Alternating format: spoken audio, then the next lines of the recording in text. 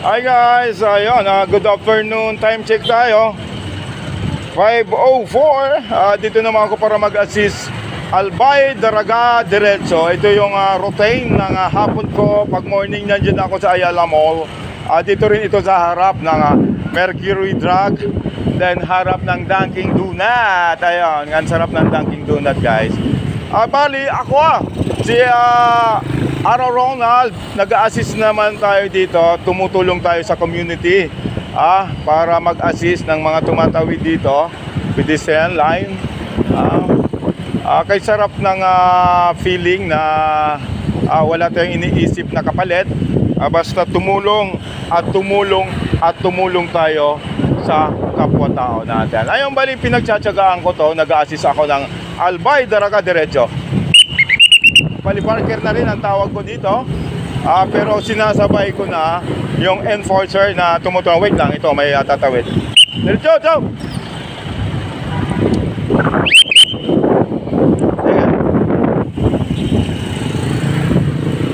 Ayun, rush hour na naman tayo, 5:05. Pinahali na lang. Pinahali ka na. Dinada ako mahiling dyan. Are, say, ano sumbong? Dahil ako nagsumbong, sabi ko, ininitan lang ako ni yung si kulot natin ngayon, si Sage sabi ni Rivero. Tara, tatawid. Taraman mo si kulot, bago siya arogaan. Ano sabi? Tira pa, amigo. Dakol pa. Tara, Albay, diretso!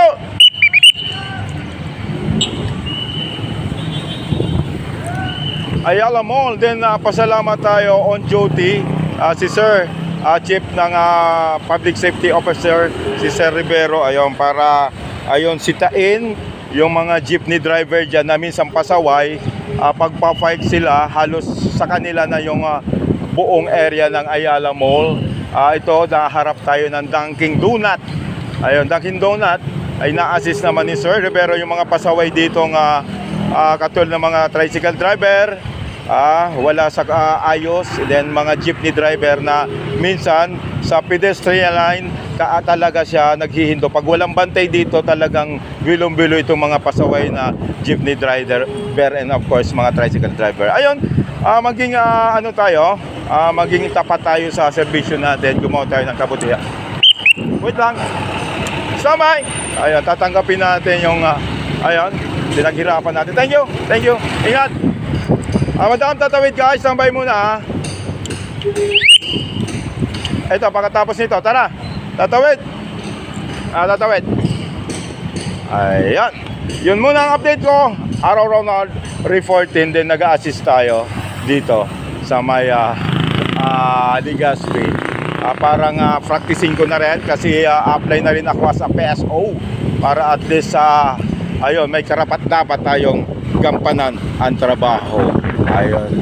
Salamat at mabuhay. Maraming salamat kasi nga naman gumanda na yung panahon sa ngayon.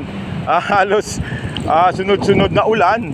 Ayun, pinagkaloob naman sa atin yung kagandahan ng hapon. Sana tuloy-tuloy na ito. Then ingat-ingat pa rin sa mga motorista, lalo na yung mga single na motor kasi yung ibang kalsada is madulas.